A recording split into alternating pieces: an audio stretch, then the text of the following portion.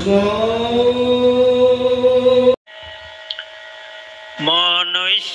শৰীৰ চঞ্চল সদায় কেতিখনে কালে ধৰে কোটি কোটি জন মৰিয়া মনুষ্য নহিহেন ধৰে হেমত দুৰ্লভ জন্ম পায়া যিটো ভগতি আচৰোগ কাম্য কৰ্ম যত মিছাহে নজানি তাক বাঞ্ছা নকৰোগ।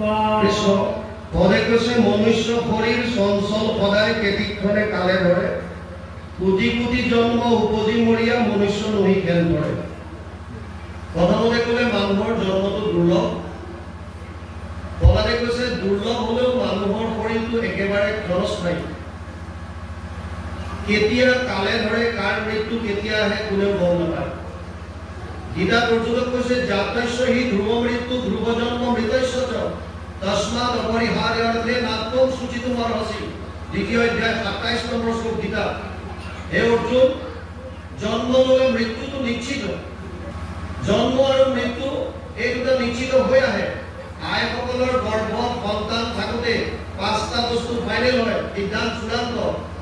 আয়ু কৰ্মম চ বিদ্যম চ বিদ্যা নিধনমেব চ পঞ্চৈত্যস্য সৃজন্তে গৰ্ভস্থস্য দেহিনাম। আয়ু কৰ্ম বিত্ত টকা পইচা বিদ্যা জ্ঞান আৰু নিধন। একজেক্টলি মৃত্যু কেতিয়া কেনেকৈ হ'ব? কাৰণ আমি প্ৰাৰব্ধ এটা লৈ আহোঁ। সেই প্ৰাৰব্ধটো লৈ অহাৰ কাৰণে আমাৰ এইখিনি বস্তু চূড়ান্ত যদিও হয়, ক্ৰিয়ামান কৰ্ম বৰ্তমান আপুনি কি কৰিছে তাৰ ওপৰতো বহুখিনি নিৰ্ভৰ কৰে।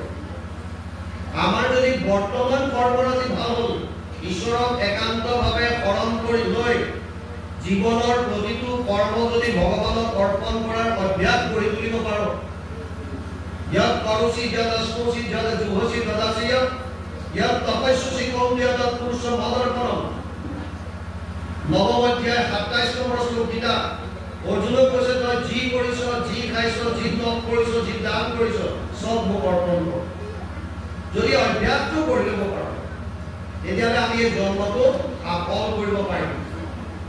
মানুহৰ জন্ম যদিও ক্ষণভংগুৰ, ইয়াক সফল কৰাৰ উপায় মহাপুৰুষ মাধৱদেৱে ঘোষাত এটা এপাকি মাত্ৰ পদতে লিখি থৈ গৈছে। হৰিৰ চৰণে শৰণ লৈলো মানৱীজনক সফল কৰিলো। কি সুন্দৰকে লিখি থৈ গৈছে। আৰু গুৰুজনাই কীৰ্তনত লিখিছে, মনুষ্য শৰীৰ পাই যিটো নৰগণ নকৰে তোমাৰ যদি শ্ৰৱণ কীৰ্তন বিফলে জনম কৰিলা ভৈলা সৰ্বনাশ জীৱন্ততে মৰাটিটো ভাবিৰ নিশ্বাস। সুন্দৰভাৱে লিখি থৈ গৈছে। আমি জনাৰ পাছতো যদি ঈশ্বৰক ভক্তি নকৰোঁ তেতিয়াহ'লে কি হ'ব? তলে কৈছে মনুষ্য শৰীৰ চঞ্চল সদায় কেতিক্ষণে কালে ধৰে। কোন মুহূৰ্তত প্ৰাণ যায় ঠিক নাই।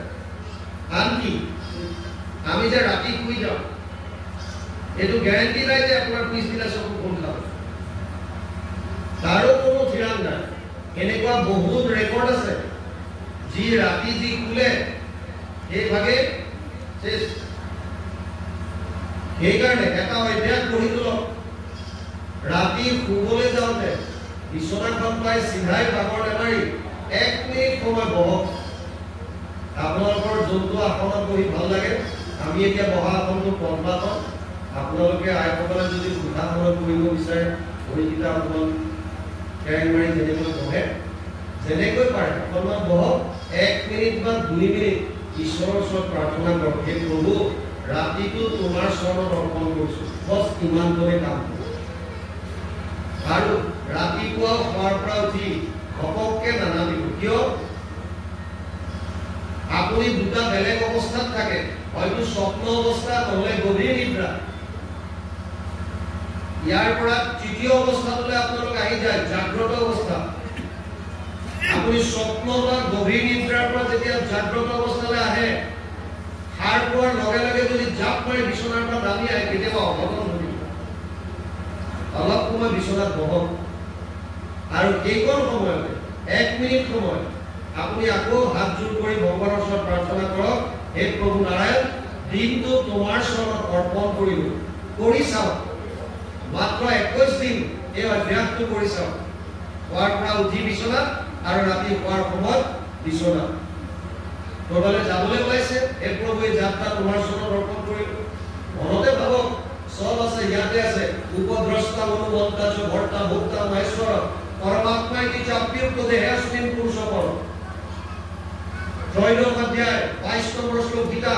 অৰ্জুনক কৈছে মই অনুমন্তা অন্তৰ্যামী ৰূপে স্বামী ৰূপে সকলো জীৱৰ হৃদয়ত বিৰাজমান হৈছো। গতিকে ইয়াতে আপুনি প্ৰাৰ্থনা কৰি জনালে তেওঁ গম পাই যাব। আৰু এই অভ্যাসটো 21 দিন কৰি চাওক। ইয়াৰ ফলটো আপোনালোকে নিজে নিজে উপলব্ধি কৰিব পাৰিব। কেৱল আপোনালোকে অৰ্চন কৰিবলৈ দিব। ৰাতি শুওঁতে ঈশ্বৰৰ নাম লৈ বোলে কি ফাইদা হ'ব, প্ৰফিটটো লাভটো কি হ'ব শুনক। কিবা কাৰণত নকৰক কাৰো তেনেকুৱা। যদি কাৰোবাৰ শুই থাকোঁতে প্ৰাণ গুচি গ'ল, তেওঁ ঈশ্বৰৰ নাম নল'লে, কবিদাসে কৈছিলে কাল চিৰহানে হে কাৰা তু কিউ সোয়ে নিশ্চিন্ত। তোৰ মূৰৰ কিতাপত মৃত্যু ৰৈ আছে, তই ইমান নিশ্চিন্ত বোলে শুই আছ। আকৌ গীতাত ভগৱান কৃষ্ণই অৰ্জুনক কৈছে অন্তকালে চ মামেবম স্মৰণমুক্ত তলেবৰ ইয় প্ৰয়াতিশ ভদ্ভাৱম ইয়াতি নাস্তিক্য সংশয়। 8 অধ্যায় 5 নম্বৰ শ্লোক গীতা। সেই মুহূৰ্ততো যিজনে মোৰ নাম ল'লে সেইজনে মোক পাব, ইয়াত কোনো সন্দেহ নাই। তাৰমানে বৈকুণ্ঠ ধামলৈ গতি কৰিব, পুনৰ আহিব নালাগে। ৰাতি শোৱাৰ প্ৰাক মুহূৰ্তত যদি আপুনি কৃষ্ণৰ নাম লৈ যদি শুলে, আপোনাৰ কাৰণে অন্তকাল সেইটো যদি হয়ো তেতিয়াও কোনো চিন্তা নাই, আপুনি ঈশ্বৰৰ নাম লৈ শুইছে। গতিকে ভয় কৰিবলগীয়া একো কামেই নাই তাত। সেইকাৰণে ঈশ্বৰৰ নামটো ল'বলৈ যিমান পাৰে অভ্যাস কৰক। প্ৰহ্লাদে কৈছে মনুষ্য শৰীৰ চঞ্চল সদায় কেদিক্ষণে কালে ধৰে। কোনেও গম নাপায়। এজন মানুহ আছিল, তেওঁ ভাবিলে যে মই অজস্ৰ টকা পইচাৰ যদি মালিক হ'ব পাৰোঁ তেতিয়াহ'লে পৃথিৱীৰ আটাইতকৈ সুখী হ'ম। আমাৰো মনত তেনেকুৱা বিশ্বাস। গতিকে আমি ধন টকা পইচাত বেছিকৈ গুৰুত্ব দিম। মানুহজনে ধন টকা পইচা গোটাবৰ কাৰণে কেইটামান বস্তু ত্যাগ কৰিলে। প্ৰথম নীতিৰ কুটুম। নীতিৰ কুটুমৰ ঘৰত ইটো সিটো অনুষ্ঠান হৈ থাকে, মাতি থাকে, তালৈ গৈ থাকিলে কামত জেগাত জন্মে, গতিকে যোৱাটো বাদ দিলে। সামাজিক অনুষ্ঠানত অহা বাদ দিলে। কেৱল কনচেনট্ৰেট কৰিছে মোৰ লক্ষ্যত, মই কেনেকৈ ধন টকা পইচা ঘটিব পাৰোঁ। ছাত্ৰ ছাত্ৰীসকলৰ কাৰণে এটা ডাঙৰ কথা, নিজৰ লক্ষ্যস্থানত উপনীত হ'বৰ কাৰণে মাত্ৰ 2টা কথা মনত ৰাখি যোৱা। আমাৰ ভিতৰত 2টা শক্তি আছে। এটাক কৈছে অনুকূল শক্তি বা ফেভাৰেবল ফ'ৰ্চ, আৰু এটা হৈছে প্ৰতিকূল শক্তি যিটোৱে আমাক বাধা দিয়ে, অবষ্ট্ৰাক্ট কৰে। এই 2টা শক্তি আমাৰ ভিতৰত আছে। এই শক্তি 2টাক বুজি ল'ব যিজনে পাৰিলে সেইজনে নিজৰ লক্ষ্যত উপনীত হ'ব পাৰিব। উদাহৰণ লৈ বুজক। ছোৱালী এজনী তাই থিৰাং কৰিলে যে হাইস্কুলৰ পৰীক্ষা দিব, 6টা বিষয়ত 100 মাৰ্ককৈ 600 মাৰ্ক আনিব। লক্ষ্য নিৰ্ধাৰিত কৰিলে এইবাৰ মই মেট্ৰিক পৰীক্ষাত HSLC এক্সামত 100/100 আনিম, 100ৰ ভিতৰত 100, 6টা বিষয়। যেতিয়া লক্ষ্য নিৰ্ধাৰিত হৈ গ'ল, এতিয়া যিটো অনুকূল শক্তি ছোৱালীজনীৰ ভিতৰত আছে সেই শক্তিটোৱে তাইক লক্ষ্যস্থানত নিবৰ কাৰণে বিভিন্ন ধৰণৰ উপায় দিছে। আৰু মনলৈ ভাৱ আহিছে যে যদি মই 100ৰ ভিতৰত 100 6টা বিষয়ত আনিব লাগে তেতিয়াহ'লে অকল স্কুলত পঢ়ি থকাখিনিয়ে মোৰ কাৰণে যথেষ্ট নহয়, বা মই অকল টিউচন কৰাটোৱে মোৰ কাৰণে যথেষ্ট নহয়। কি কৰিব তাৰ কাৰণে? প্ৰথম হৈছে টাইম মেনেজমেণ্ট। সময়টো ভগাই পেলালে। 24 ঘণ্টাক 3টা ভাগ কৰিলে, 8 ঘণ্টা 8 ঘণ্টা 8 ঘণ্টা। 8 ঘণ্টা খোৱা আৰু খোৱাৰ কাৰণে ৰাখিলে।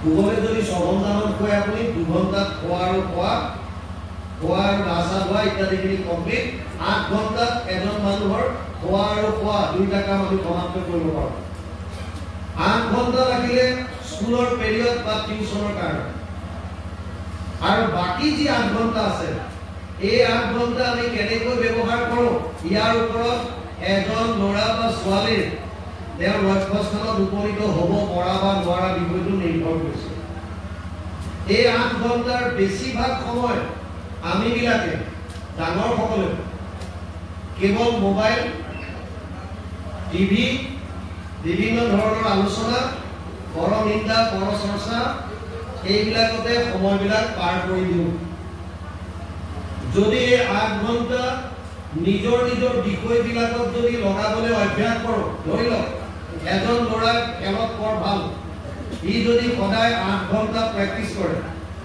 যেনিবা কোনোবা এজন ল'ৰা সংগীতৰ ক্ষেত্ৰত আগবাঢ়িব বিচাৰিছে ইনষ্ট্ৰুমেণ্টে হওক বা ভোকেলে হওক যদি 8 ঘণ্টা ৰিভাৰ্ছ কৰে পঢ়া শুনা ল'ৰা ছোৱালীয়ে যদি এই এক্সট্ৰা 8 ঘণ্টা যদি পঢ়াত দিয়ে তেতিয়াহ'লে তেওঁলোকে নিজৰ লক্ষ্যস্থানত যাব পাৰিব ছোৱালীজনী মনলৈ ভাৱ আহিল আৰু তেওঁ কি কৰিলে লগে লগে এখন ৰুটিন বনালে এই 8 ঘণ্টাটো প্ৰপাৰলি ব্যৱহাৰ কৰিব ৰাতিপুৱা 4টাত খোৱাৰ পৰা উঠিম 4টাৰ পৰা 8টালৈকে পঢ়িম ভাগ কৰিলে এঘণ্টা 4টা বিষয় যি আছে 5, 6, 7, 8 এঘণ্টা 8টা বজাত গা চা ধুই কিবা এমুঠি গাই স্কুলত যাম তাৰ পৰা টিউচন কৰি ঘৰলৈ মই 5টা বজাত আহি পাম আৰু 6টাৰ পৰা 10টালৈকে 4 ঘণ্টা আকৌ পঢ়িম 10টাত মই শুই যাম ৰুটিন বনাম আৰু সুন্দৰভাৱে মোবাইলত এলাৰ্ম দি ৰুটিনখন সন্মুখত মাৰি বিচনাত শুই গ'লো বতৰ ঠাণ্ডা আছিল মাকে গাত কাপোৰ এখন দি দিছে আৰু 4টা বজাৰ লগে লগে মোবাইলটো যেতিয়া বাজিছে হাৰটো পাইছে কিন্তু ছোৱালীজনীৰ ওপৰত এতিয়া প্ৰতিকূল শক্তিটোৱে ক্ৰিয়া কৰিছে আৰু মনলৈ ভাৱ আহিছে ইমান আনন্দ পাই আছো শুই থাকি বতৰ ঠাণ্ডা আজিতো বাদ দিওঁ কাইলৈৰ পৰা দেখা যাব সেইবুলি মোবাইলটো লাহেকৈ অফ কৰি পেলাই আকৌ শুই থাকিম কোনে উঠিবলৈ মানা কৰিছে ৰুটিনখন বনাবলৈ কোনে কৈছে সব নিজৰ ভিতৰৰ পৰা হৈছে উধৰে আত্মনাত্মানক অৱসাদে আত্মে বহি আত্মনুবন্ধু আত্মে বহি পুৰাত্মন ষষ্ঠ অধ্যায় 5 নম্বৰ শ্লোক গীতা অনুবাদ কৰিছে মহাপুৰুষ মাধৱদেৱ আপুনি আপোনাৰ বন্ধু আপুনি আপোনাৰ শত্ৰু আপুনি আপোনাৰ ৰাখে মাৰে তাৰ মানে আমাৰ মনৰ ভিতৰতে অনুকূল শক্তিটো আছে প্ৰতিকূল শক্তিটো আছে যোনে এই বস্তুটো বুজি ল'ব পাৰিলে যে মোক বাধা কিয় দিছে মোৰ নিজৰ কৰ্তব্য কৰ্ম কৰাত বাধাটো ক'ৰ পৰা আছে কিয় বাধা দিছে মই কিয় বাধাৰ সন্মুখীন হৈছো ভিতৰৰ পৰা মোক কোনে বাধা দিছে এই কথাখিনি যদি এনেকৈ আলোচনাৰ মাজেৰে তেওঁলোকে যদি উপলব্ধি কৰি যেতিয়াই বাধাটো আহে এই বাধাটো যদি আঁতৰাবলৈ শক্তিটো যদি আৰম্ভ কৰিব পাৰে তেওঁ নিজৰ লক্ষ্যস্থানত যোৱাৰ পৰা কোনেও ৰাখিব পাৰে এই মানুহজন যিজনৰ কথা আমি ক'লো তেওঁ ধন টকা পইচা ঘটিবৰ কাৰণে সব বাদ দিলে আৰু এসময়ত অজস্ৰ ধন টকা পইচাৰ মালিক হ'ল কিন্তু তেতিয়া এটা কথা আহিল মানুহজনে ভাবিছে ধন টকা পইচাৰ মালিকটো হলো কিন্তু মই জীয়াই কিমান দিন থাকিম মনুষ্য শৰীৰ চঞ্চল সদায় কেতিক্ষণে কালে ধৰে যদি মোৰ মৃত্যু হয় এইবিলাক ধন সম্পত্তি য'তে ত'তে ফ্লেট ল'লো মাটি কিনিলো এইবিলাক কি হ'ব কাৰণ চিতাত যেতিয়া উঠাই দিয়ে উলংগ কৰি উঠাই দিয়ে আইসকলৰ কাণৰ হাতৰ যত যিমান আছে কাণ কাটি হ'লেও খুলি ৰাখিব হাত কাটি হ'লেও খাৰু খুলি ল'ব একো যাব নিদিয়ে লগত যেনেকৈ আহিছিল খুটা হাতে তেনেকৈ চিতাত উঠাব মানুহটো এতিয়া চিন্তাত পৰিল আৰু এজন তান্ত্ৰিকৰ ওচৰত গৈ সুধিলে মই মৃত্যুৰ পৰা হাত সাৰিব পৰা কিবা উপায় আছে নেকি মানুহজনে ক'লে যে তান্ত্ৰিক তেওঁ ক'লে যে যমৰ পূজা কৰা মৃত্যু ডিপাৰ্টমেণ্টটো তেওঁৰ হাতত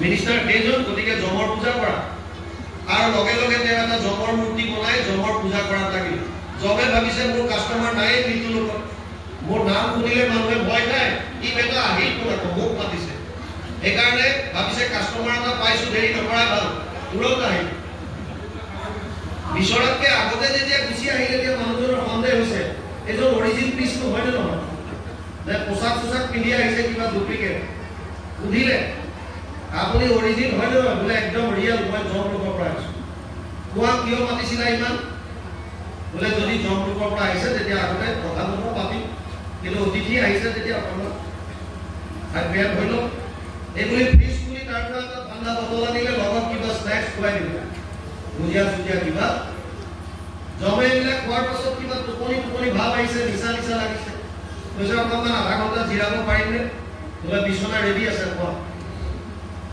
বোলে উঠি পেলাই কৈছে কোৱা এতিয়া মোক কিয় মাতিছিলা বোলে আগতে তাৰ আগতে আমাৰ দুজনৰ মাজত সম্বন্ধ এটা কৰি লওক আপোনাৰ যিজন আৰাধ্য যিজন ইষ্ট তেওঁৰ লগত আপোনাৰ সম্বন্ধ কি আপুনি গুৰু গৃহত যেতিয়া সোমায় ভগৱান কৃষ্ণৰ লগত আপোনাৰ সম্বন্ধটো গম পায় নে নাই আপুনি বুলি কথা পাতেনে তই বুলি পাতেনে তুমি বুলি পাতেনে কি বুলি মানে কৃষ্ণৰ লগত কথা পাতেনে নাই আমাৰ আৰু কৃষ্ণৰ মাজত সম্পৰ্ক এটাই গুৰুদেৱে দেখুৱাই দিছে সেইটো হৈছে দাস্যভাৱ আমি হলো দাস তেওঁ আমাৰ স্বামী এই স্বামী মই তোমাৰ দাস এই ভাৱটো লৈ সদায় কথা পাতিব মই তোমাৰ দাস মই একোৱে নাজানো যেনেকৈ তুমি ইচ্ছা কৰা মোক চলাই দিয়া মই তোমাৰ কাৰণে আছো এই ভাৱটো কিন্তু সেইজন মানুহে জমক ক'লে যে মই তোমাৰ লগত সখীত্ব কৰিব বিচাৰিছো যেনে অৰ্জুনে বিচাৰিছে জমে ক'লে ঠিক আছে মৃত্যুৰ লগত মোৰ কোনো নাই তুমিয়ে মই আজিৰ পৰা সখী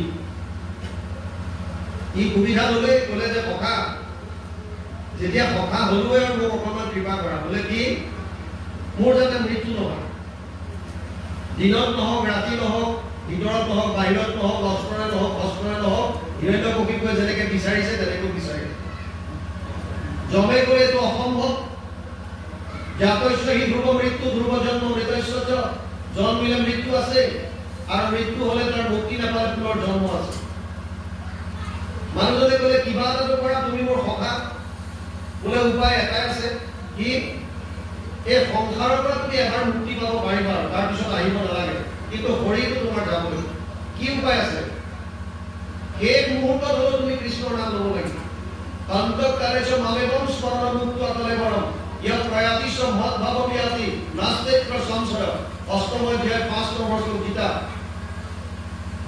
ই ক'লে মই কেনেকৈ গম পাম এতিয়া মোৰ মৃত্যু কেতিয়া হয় শেষ মুহূৰ্ত জানিবলৈ জমে ক'লে নিবলৈ কোন আহিব মই আহিম নহ'লে মোৰে দূত আহিব চিন্তা কৰিব নালাগে আগতীয়াকৈ খবৰ দিম তেতিয়া ঈশ্বৰৰ নাম ল'ব আৰু জম গুচি গ'ল ই ভাবিছে খবৰ দিব সখাই এতিয়া ঈশ্বৰৰ নামটো কিয় নহয় আমিবিলাক যেনেকৈ চবেই গম পাওঁ কাৰ কেতিয়া অন্তকাল আহিব আমাৰ বহুতে ঈশ্বৰৰ নাম নোলোৱাকৈ চলি আছে যিসকলে জানে যিসকলে নাজানে সেইসকলে ঈশ্বৰৰ নাম লৈ আছে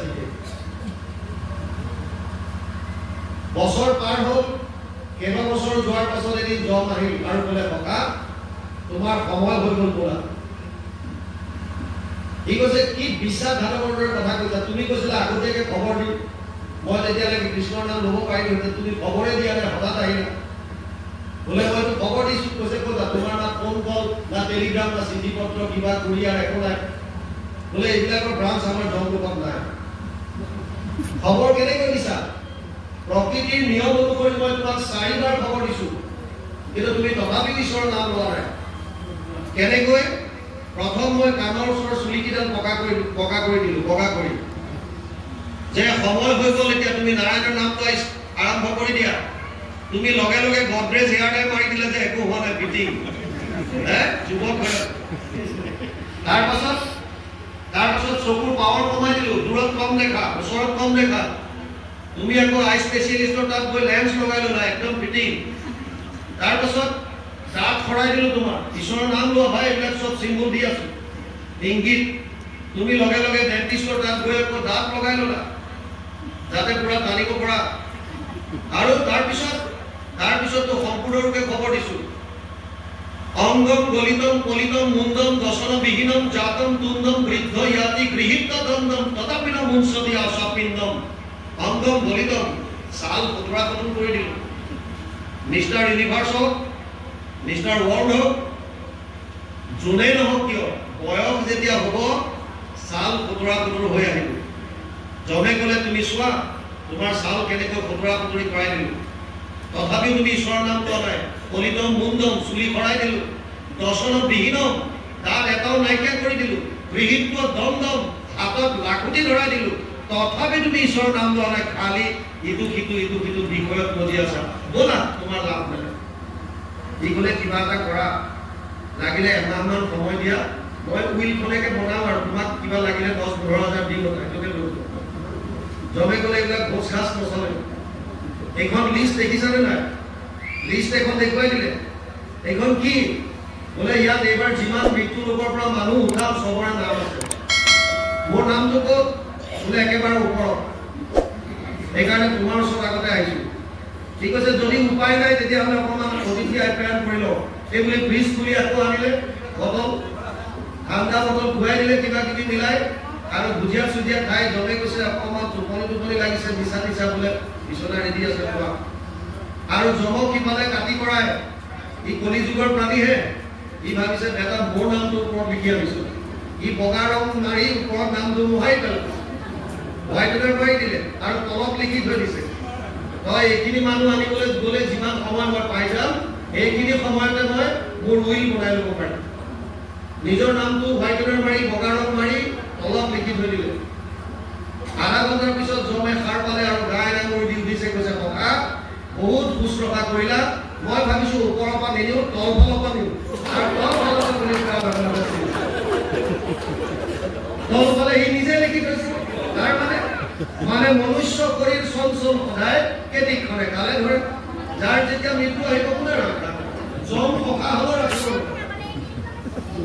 সেইকাৰণে কাৰ কেতিয়া সময় আহে আমি যিহেতু নাজানো প্ৰত্যেকটো মুহূৰ্তত তস্মাৎ সৰ্বেষু কালেষু মা মনুষ্যৰ যুদ্ধঞ্চ মই অৰ্পিত মনোবুদ্ধিৰ বাবে বৈশেষ্য অসংশয় অষ্টম অধ্যায় 7 নম্বৰ শ্লোকত অৰ্জুনক কৈছে হে অৰ্জুন প্ৰতিটো মুহূৰ্তত মোৰ নাম স্মৰণ কৰ আৰু তোৰ কৰ্তব্য কৰি যা যদি তুমি ষ্টুডেণ্ট ছাত্ৰ ছাত্ৰী পঢ়া কোনে মানা কৰি থাকা মনটো ঈশ্বৰক দিয়ক পঢ়িবলৈ লোৱাৰ আগতে ঈশ্বৰ স্মৰণ কৰা পঢ়া সামৰিছা ঈশ্বৰৰ স্মৰণ কৰা কেৱল আৰু কেৱল মনটো কেন্দ্ৰীভূত কৰাৰ উপায় আধ্যাত্মিক স্কুল কলেজত দুটা বস্তু শিকাব পাৰে how to read and how to write কেনেকৈ লিখে আৰু কেনেকৈ পঢ়ে হাউ টু মেমৰাইজ কেনেকৈ স্মৃতিত ৰাখিব লাগে সেইটো স্কুল কলেজত নিশিকায় কেনেকৈ মনত ৰাখিব আধ্যাত্মিক শিক্ষাত গুৰুত্ব দিব ব্যৱসায়িক শিক্ষা অট'মেটিকেলি বাঢ়ি যাব এবাৰ চালে হ'ব হাৰ্ড ৱৰ্ক কৰি লাভ নাই স্মাৰ্ট ৱৰ্ক কৰিব লাগিব কেনেকৈ কৰিব স্মাৰ্ট ৰিডিং মানুহৰ শৰীৰ খন্তেকীয়া অলপ সময় পাওঁ জন্ম আৰু মৃত্যু নিশ্চিত ইয়াৰ মাজৰখিনি জীৱন বুলি কৈছে জীৱন কাৰোবাৰ কাৰণে দীঘলীয়া হয় কাৰোবাৰ কাৰণে ছুটি হয় কোন কিমান দিন জীয়াই আছে এইটো ডাঙৰ কথা নহয় জীয়াই থকা সময়কলত আপুনি কি কৰিলে এইটো ডাঙৰ কথা বহুদিন জীয়াই আছে আহাৰ নিদ্ৰা ভয় মৈথুনাঞ্চ সমানমিত পশুবীৰ নৰ্ণ কেৱল যদি ভোজন কৰি পেলাই আহাৰ কেৱল শুই নিদ্ৰা আৰু মৈথুন সংসাৰ বৃদ্ধি যদি কেৱল 4টা কৰ্ম কৰি আমি আমাৰ জীৱন যদি নিৰ্বাহ কৰিছো আমাৰ আৰু পশু পক্ষীৰ মাজত একো পাৰ্থক্য নাই বুলি কৈছে আহাৰ নিদ্ৰা ভয় মৈথুনাঞ্চ সমানমিত পশুবীৰ নৰ্ণ সব একে আমাক মাত্ৰ ধৰ্মই ধৰ্ম হিতেশম অধিক বিশেষ ধৰ্মে নাহিনা পশুবীৰ সমান ধৰ্মই আমাক শ্ৰেষ্ঠ কৰি ৰাখিছে আৰু যদি আমি ধৰ্মই নকৰোঁ ধৰ্ম মানে মই এইটো কোৱা নাই যে কেৱল নীতি নিয়ম প্ৰমাণ অনুষ্ঠানত থাকি পেলাই কৰা এইটো ধৰ্ম এইটো সম্প্ৰদায় ধৰ্ম হৈছে সমস্ত জীৱৰ প্ৰতি প্ৰেম ভগৱান কৃষ্ণৰ প্ৰতি প্ৰেম যিটো ভক্তিৰ আচল অৰ্থটোৱে হৈছে প্ৰেম প্ৰহ্লাদে যে কৈছে কুমাৰ কালৰ পৰা ভক্তি আচৰণ কৰা ভক্তি মানে কি ভক্তি মানে কেইটামান ঘোষা মুখস্থ কৰা নহয় ভক্তি মানে দুটামান কাহিনী জনা নহয় ভক্তি হৈছে কৃষ্ণৰ প্ৰতি প্ৰেম মই মোৰ মাক ভাল পাওঁ মাতৃভক্তি মোৰ পিতৃক ভাল পাওঁ পিতৃভক্তি দেশখনক ভাল পাওঁ দেশভক্তি তেনেকৈ কৃষ্ণক ভাল পাওঁ কৃষ্ণ ভক্তি ভাল পোৱাটোৱে ভক্তি আৰু ইণ্টাৰেষ্টিং কথা আপুনি যাক ভাল পায় 24 ঘণ্টাৰ বেছিভাগ সময় এই ভাল পোৱা বস্তুটো বা ব্যক্তিজনৰ বিষয়ে মন মগজুত আহি থাকে যাক আপুনি আটাইতকৈ ভাল পায় এই বস্তু হ'ব পাৰে ব্যক্তি হ'ব পাৰে কোনোবাই নতুনকৈ ঘৰ এটা বনাইছে ৰাতি দিন ঘৰটোৰে মাৰি থাকিব কিয় ঘৰটোৰ প্ৰতি প্ৰেম কোনোবাই নতুনকৈ এটা আইফোন আনিলে আইফোনটোৰ কথাই চিন্তা কৰি থাকে। কোনোবাই এখন বাইক লৈছে, বাইকৰ কথা। কোনোবাই এখন নতুনকৈ গাড়ী লৈছে, গাড়ীৰ কথা। কাৰোবাৰ ঘৰত অকণমানি এটা সন্তান আছে, কোনো থানাত মাত ফুটিছে, মাক দেউতাক খুৰা খুৰী পেহা পেহী চবৰে প্ৰাণ বিন্দুহী। কিয়? এই বস্তুবিলাকে আনন্দ দিয়ে বুলি ভাবে, সুখ, সেইকাৰণে ভাল পাইছে। আনন্দ দিয়া যিদিনাই বন্ধ হ'ব আপোনাৰ ভাল পোৱা বন্ধ হৈ যাব। বহুত মাক বাপেকে কয় যে মই মোৰ সন্তানটোক আটাইতকৈ ভাল পাওঁ। অপ্ৰিয় সত্য কথা এটা শুনক, আমি কোনেও কাকো ভাল নাপাওঁ, নিজক ভাল পাওঁ। নিজক ভাল পাওঁ কাৰণে, মোৰ ভাল পোৱাৰ কাৰণে যোনে ভাল কৰে, কৰ্ম কৰে, তেওঁলোকৰ প্ৰতিহে আমাৰ ভাল ভাৱ আছে। আপুনি বহুত মাক বাপেকে কয় যে মোৰ ল'ৰাটো বা ছোৱালীজনীক মই একেবাৰে নিজৰ জীৱনটোৰ দৰে ইমান ভাল পাওঁ। সেই ল'ৰাটো বা ছোৱালীজনীয়ে যদি মাক বাপেকৰ অমান্তিক, মাক বাপেকে নিবিচৰা এটা কৰ্ম যদি কৰি দিয়ে, সেই মাক বাপেকে সন্তানটোক তেজপুত্ৰ কৰিবলৈ 1 মিনিট সময় চিন্তা নকৰে। কিয়? কালিলৈকে দেখোন তোমাৰ প্ৰাণ আছিলে সেইজন, আজি হঠাৎ কি হৈ গ'ল? তাৰ মানে কালিলৈকে তুমি নিজক ভাল পাইছিলা, তুমি ভাল পোৱা ধৰণে কামখিনি কৰি যোৱাৰ কাৰণে তাৰ প্ৰতি প্ৰেম আছে। আমাৰ প্ৰেমটো স্বাৰ্থত জড়িত হৈ আছে। তথাপিও আমি কিয় ভাল পাই আছো বস্তু বা ব্যক্তিবিলাক? আমি ভাবিছো সেইবিলাকে আমাক সুখ দিছে। কিন্তু কৃষ্ণক কিয় ভাল পাওঁ? কৃষ্ণক ভক্তি কিয় কৰিম? কৃষ্ণই আমাক কি দিছে? এই কণমানিটোৱে অকণমান জুলুক থানাক মাত কথাবিলাক শুনিছে, শুনিলে আমাৰ আনন্দ লাগে, সেইকাৰণে তাক ভাল পাইছো। মোবাইলটো অলপ সময় লৈ হাতত কিবা কিবি কৰি থাকো, সেইকাৰণে ভাল পাইছো। ঘৰটো নতুনকৈ বনাইছো, তাত গৈ ভাল লাগে, সেইকাৰণে ভাল পাইছো। বস্তু বা ব্যক্তিক আপুনি ভাল পাইছে কাৰণ এইবিলাকে সুখ দিছে। ভগৱান কৃষ্ণই আমাক কিটো দিছে? কিয় ভাল পাওঁ? কি দিছে আমাক? আপুনি যিখন পৃথিৱীত থিয় হৈ আছে, এই পৃথিৱীখন কৃষ্ণই দিছে। পঞ্চগুণৰ এটা কীৰ্তি। তৃষ্ণাত আতুৰ হৈ যি পানী আমি খাইছো, এই পানী ভগৱান কৃষ্ণই দিছে। জল, কীৰ্তি জল, য'ত আমি ৰন্ধন কৰিছো, অগ্নি, এই অগ্নি ভগৱান কৃষ্ণই দিছে। যি আপোনাৰ জঠৰগ্নি হিচাপে শৰীৰত অন্নবিলাক হজম কৰিছে, সেই অগ্নি ভগৱান কৃষ্ণ। অহম বৈশানৰ বুদ্ধ প্ৰাণীনাম দেহমাশ্ৰিত প্ৰাণ আপান সমায়ুক্ত পঞ্চামান্যম চতুৰ্বিধম। ৫৫ অধ্যায় ১৪ নম্বৰ শ্লোক গীতা। ৫৫ অধ্যায় ১৪ নম্বৰ শ্লোকত কৈছে, মই জঠৰগ্নি হিচাপে সমস্ত জীৱৰ শৰীৰত আছো, উদৰত। আৰু যিমান তেওঁলোকে ৪ ধৰণৰ অন্ন গ্ৰহণ কৰে, লাগিলে পি খুৱাই হওক, চুবাই খুৱাই হওক, চেলেকি খুৱাই হওক, চুচকি লৈ খুৱাই হওক, এই সকলোবিলাক মই হজম কৰোঁ, পেচানৰ হিচাপে আছো। গতিকে কীৰ্তি জল তেজ এই ভগৱানৰ সৃষ্টি। বায়ু যি আমি সেৱন কৰি আছো, কোভিডৰ সময়ত আপোনালোকে শুনিছিল নাই? অক্সিজেন চিলিণ্ডাৰ কম হোৱাৰ কাৰণে বহুতৰ প্ৰাণ গ'ল। অক্সিজেন চিলিণ্ডাৰ কম হোৱাৰ কাৰণে বহুতৰ প্ৰাণ গ'ল। আমি ফ্ৰী অফ কষ্ট এই বায়ু পাই আছো, আৰু যিজনে দিছে সেইজনৰ প্ৰতি আমাৰ কোনো কৃতজ্ঞতা নাই। আকাশ, যিখন মুক্ত আকাশৰ তলত আমি থিয় হৈ আছো, এই আকাশখন ভগৱানৰ সৃষ্টি। ইয়াতকৈ ডাঙৰ হৈছে আমাক সচেতন কৰি ৰাখিছে। এজন মানুহৰ যেতিয়া মৃত্যু হয়, আমি যেতিয়া খবৰ পাওঁ, কিবা কয় যে আজি অমুক বাপজন গ'ল, হাতত দাখন লৈ যাওঁ তেওঁৰ ঘৰলৈ, আৰু গৈ পাওঁ যে ভুল খবৰ দিলে, বাপজনটো যোৱা নাই। মানে চোতালত ধুনীয়াকৈ খুৱাই দিছে, ওপৰত বগা কাপোৰ এখন দি। আৰু অথচ মানুহবিলাকে তেওঁলৈ চাই চাই গৈ আছে, বেচেৰা কালি সন্ধিয়া লগ পাইছিলোঁ, আজি খুৱাই গ'ল। আৰে গ'ল কোন? এইটো কালিলৈকে দেখি থকা ৰমেশ দিনেশটো এইটো গ'ল কোন? সেইজনে আছে। তেওঁলোকে চাই চাই কৈ আছে বোলে, ইছ কালি সন্ধিয়া লগ পাইছোঁ, কোনোবাই কৈছে মোৰ লগত পৰহি ফোনত কথা পাতিছোঁ, আজি খুৱাই গ'ল বেচেৰা। চাই চাই কৈ আছে এইজনে গ'ল বোলে। কোনজন গ'ল? যিজন সন্মুখত পৰি আছে সেইজন। কালিলৈকে যিজনক আপুনি ৰমেশ ৰমেশ দিনেশ ইত্যাদি ইত্যাদি নাম দি মাতি আছিলো, আচলতে সেইজন হয় নে নহয়? সেইজনটো তাতে পৰি আছে। গ'ল কোন? যিজনে সচেতন কৰি ৰাখিছিল। সচেতন কৰা দেহ প্ৰাণ ইন্দ্ৰিয় জীৱক গুঞ্জান্ত নানাবিধ বিষয়ক পৰমাত্মা বুলি তাক কহে মুনিগণ। এইটো পৰম তত্ত্ব জানিব ৰাজন। পৰমাত্মা কোন? প্রবর্তান্ত যেখানে ইন্দ্রিয় সমস্তক পরমাত্মা গুলিদেবে কহে মাধব। মা মানে লক্ষ্মী, ধব মানে স্বামী। লক্ষ্মীর স্বামী কোন? কৃষ্ণ। তার মানে আমাক সচেতন করে যিজনে রাখিছে আত্মা রূপে, পরমাত্মা রূপে। নবে বংশ জীবভূত জীবলোক সনাতন। পঞ্চদশ অধ্যায় 7 নম্বর শ্লোক। অহম আত্মা গুদাকেশ সর্বভূতাশ্রয় স্থিত। অহম আদিচ্য মধ্যাংশ ভূতানাম অন্ত এবচ। দশম অধ্যায় 20 নম্বর শ্লোক। গীতা মই আত্মা হিচাপে আছো, সমস্ত শরীর।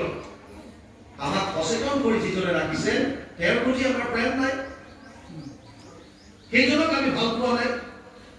আৰু যিবিলাক অস্থায়ী, যিবিলাকে আমাক সুখ দিব নোৱাৰে, খন্তেকীয়া, আজি আছে কাইলৈ নাই, সেইবিলাকৰ প্ৰতি আমাৰ প্ৰেম। আচল তত্ত্বটো বুজিবলৈ চেষ্টা কৰোঁ। আমি এটা বস্তুৰ কাৰণে দিন ৰাত একাকাৰ কৰিছোঁ, এইটো হৈছে আনন্দ। পৃথিৱীত বৰ্তমান 900 কোটিৰ ওপৰত মানুহ আছে, কাৰো লগত কাৰো মিল নাই। আপোনাৰ লগত মোৰ সব কোনো কাৰো লগত নিমিলে, সেইকাৰণে আমি নামটো ক'লে বুজি পাওঁ, এজন অমুক, এজন তমুক, দেখিলে গম পাওঁ। আনকি হাতৰ যিকেইটা আঙুলিৰ ছাপ, ফিংগাৰ প্ৰিণ্টছ, এইকেইটাও কাৰো লগত কাৰো নিমিলে। ইমান অকণমান জেগাকণো এনেকুৱাকৈ সৃষ্টি কৰিছে ভগৱানে, কাৰো লগত কাৰো মিল নাই। বেংকত আধাৰ কাৰ্ডত ফিংগাৰ প্ৰিণ্টছ দিয়া হয়, আজিকালি অফিচ কাছাৰীবোৰো দিব লাগে। ইমান বৈষম্যতাৰে ভৰা এখন সংসাৰত এটা বস্তু মিল আছে, এইটো হৈছে আমাক সকলোকে আনন্দ লাগে। সবকে আনন্দ। চোৰটো আনন্দ বিচাৰিছে, ডকাইটো বিচাৰিছে, ৰজাইও বিচাৰিছে, প্ৰজাইও বিচাৰিছে, সবকে আনন্দ লাগে। যোনে যি কৰিছে, আজি আপোনালোক ইয়ালৈ আহিছে আনন্দ প্ৰাপ্তিৰ কাৰণে, যিবিলাক অহা নাই তেওঁলোকো আনন্দ বিচাৰি গৈছে ক'ৰবাত। তাৰ মানে আনন্দটো সবকে লাগে। পান ক'ত এইটো বস্তু আমি বুজি পোৱা নাই। তিনিটা মূল তত্ত্ব আছে: ভগৱান, মায়া, তেওঁৰ বহিৰংগ শক্তি, মায়াটো ভগৱানৰ এটা বহিৰংগ শক্তি বুলি কয়, আৰু জীৱ, আমিবিলাক হলো জীৱ। আমাক আনন্দ লাগে। আমাৰ বাহিৰে দুটাই বস্তু আছে, এফালে ভগৱান আৰু এফালে তেওঁৰ মায়া শক্তিৰ স্ৰজন। যত যিমান সংসাৰ যি দেখিছে, ধন টকা পইচা সম্পত্তি যত যিমান আছে, ব্ৰহ্মলোক পৰ্যন্ত সব মায়াৰ সৃষ্টি। আনন্দ এই দুটাৰ মাজত থাকিব লাগিব, হয়তো ভগৱানত আছে, নহলে সংসাৰত আছে। ক'ত আছে? মায়াৰ বিষয়ে বুজি লওক। চতুশ্লোকী ভাগৱত পদ্মকল্পত প্ৰভু নাৰায়ণে ব্ৰহ্মাৰ মাত্ৰ 4টা শ্লোকত ভাগৱত দিছিল, যি শেষত গৈ 18,000লৈ ইয়াক বিস্তাৰ কৰিলে, ব্যাস দিলে। 4টা শ্লোকৰ পৰা 18,000 শ্লোক। এই 4টা শ্লোকৰ দ্বিতীয় শ্লোকটোত মায়াৰ বিষয়ে কৈছিল। ঋতেৰ্থে ইয়াত প্ৰতিয়ত না প্ৰতিয়ত চাত্মানি তদ বিদ্যাদাত মনোমায়া যথা ভাসু যথা তম। 2:34 দ্বিতীয় স্কন্ধ 9ম অধ্যায় 34 নম্বৰ শ্লোক ভাগৱত অনুবাদ কৰিছে গুৰুজনাই দ্বিতীয় স্কন্ধ ভাগৱতত। মায়া মানে কি? অবস্তুক দেখা হয় বস্তুক আৱৰি, এহিকে মোহৰ মায়া জানা নিষ্ঠ কৰি। নাথাকিতো যেন দেখি চন্দ্ৰমা দুটয়, থাকিতো ৰাহুক যেন কেহনে দেখত, সেই মতে মায়া আৰ কৰি ঈশ্বৰক আহাৰ বিষয় সদা দেখায় জীৱ। এইটোৱে মায়াৰ খেল।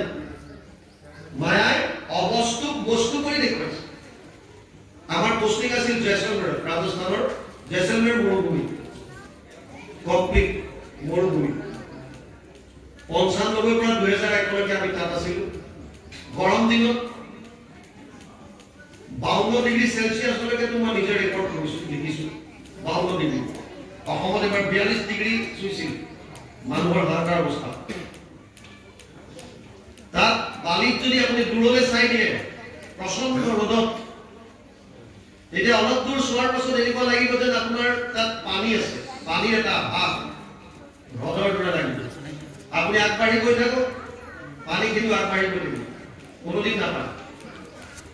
আলকতৰা দিয়া ৰাস্তাবিলাকত আপুনি চাব, গৰম দিনত দূৰলৈ চালে পানীৰ আধা হ'ব, পানী থকা যেন লাগিব, কিন্তু আচলতে পানী নহয়, মৰিচিকা বা মৃগতৃষ্ণা বুলি কয়।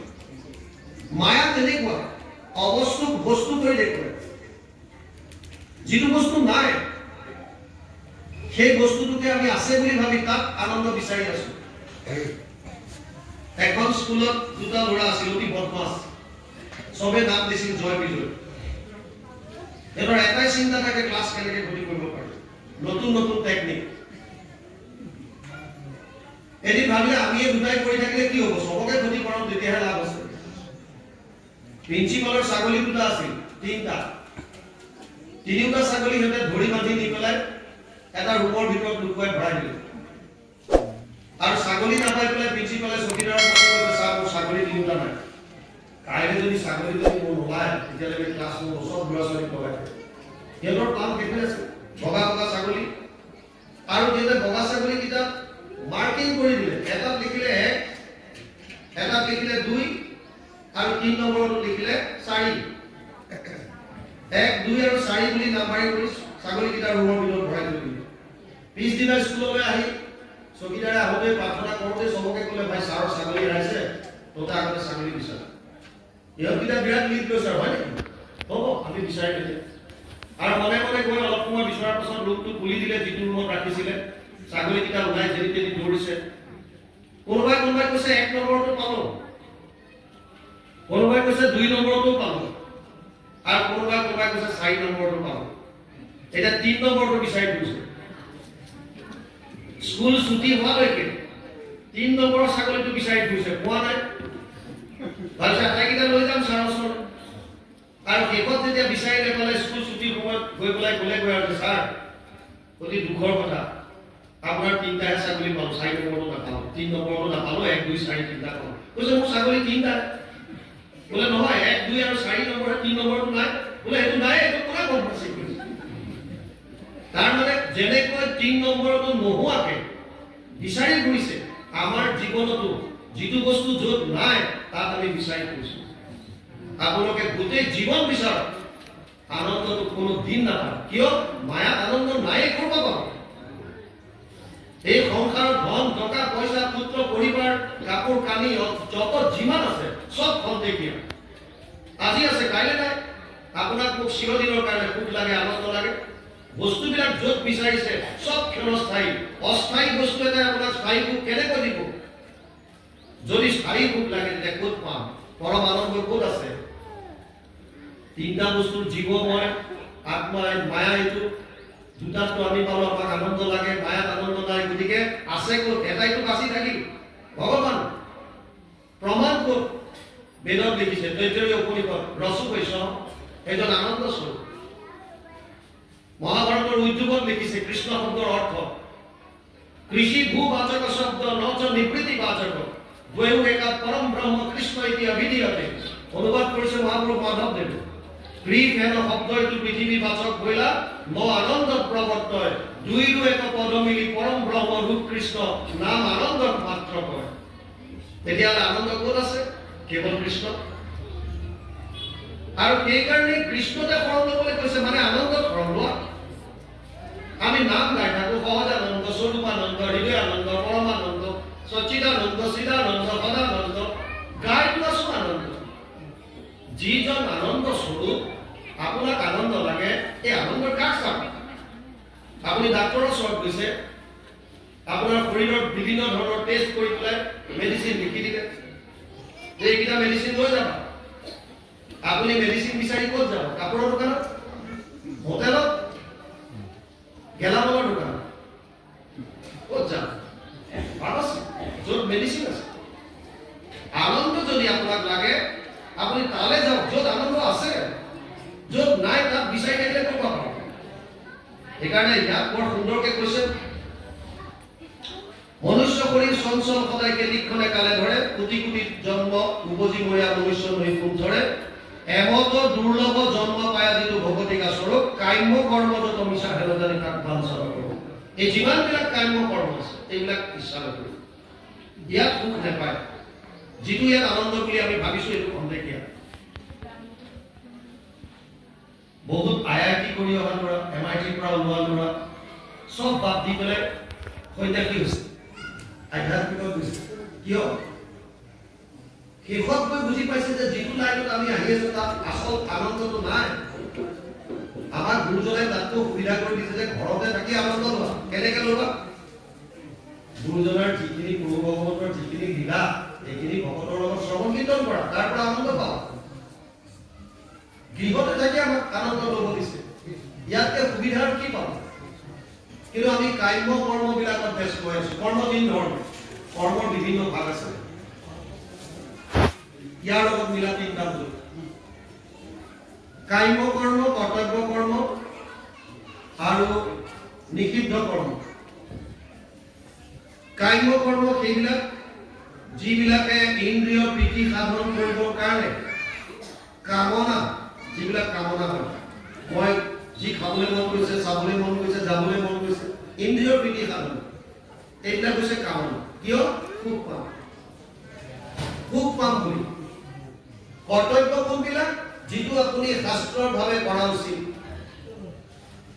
শাস্ত্ৰৰ আপোনাৰ সন্মতি যিটো দিছে এইখিনি কৰাটো উচিত যদি আপুনি এজন ষ্টুডেন্ট আপোনাৰ পঢ়াটো কৰ্তব্য আপুনি যদি শিক্ষক শিক্ষয়িত্ৰী স্কুল কলেজত শিক্ষা দান কৰাটো আপোনাৰ কৰ্তব্য সেইজন শিক্ষক শিক্ষয়িত্ৰী যেতিয়া ঘৰলৈ আহিব কাৰোবাৰ মাতৃ কাৰোবাৰ পিতৃ তেওঁলোকে সন্তানৰ প্ৰতি কৰিবলগীয়া তেওঁলোকৰ কৰ্তব্য সেইজনে এজন সমাজৰ সুনাগৰিক সমাজখনৰ কাৰণে কৰিবলগীয়া তেওঁৰ কৰ্তব্য সেইজন দেশখনৰ এজন নাগৰিক দেশৰ কাৰণে কৰিবলগীয়া তেওঁৰ কৰ্তব্য এজন মানুহৰ বিভিন্ন সময়ত বিভিন্ন ধৰণৰ হ'ব পাৰে শাৰীৰিক কৰ্তব্য কিন্তু আধ্যাত্মিক ধৰ্ম এটাই আত্মাৰ সুখ আত্মাৰ আনন্দ আত্মাই পৰমাত্মাক কেনেকৈ পাব এই বস্তুটো আমি কেতিয়াও পাহৰি গ'লো কাম্য কৰ্মবিলাকে কেৱল শৰীৰৰ সুখ বিচাৰিছে সেইকাৰণে ইয়াত প্ৰহ্লাদে কৈছে কাম্য কৰ্ম যত মিছা হেন জানি তাক বাঞ্ছা নকৰ কবিৰৰ সময়ত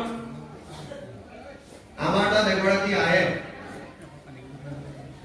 স্বামীক ক'লে যে মোক এযোৰ পাটৰ কাপোৰ আনি দিয়া গিৰিয়েকজনে ক'লে যে কভিড হৈ আছে চাৰিওফালে ত্ৰাহিমাম অৱস্থা আৰু তুমি এতিয়া কাপোৰ বিচাৰিছা বাদ দিয়া এই ল'ৰা ছোৱালী কেনেকে কিবা এটা আনি দিম আমাৰ ফালে কৈছে এটা নিয়ম আছে গিৰিয়েকে ঘৈণীয়েকে বিচৰা যদি বস্তুটো নিদিম বুলি কয় মুখখন কিবা এটা এগুলত খাউচকে মাৰি দিয়ে আপোনালোক তেনেকুৱা নিচিনা নহয় আমাৰ ফালে চলে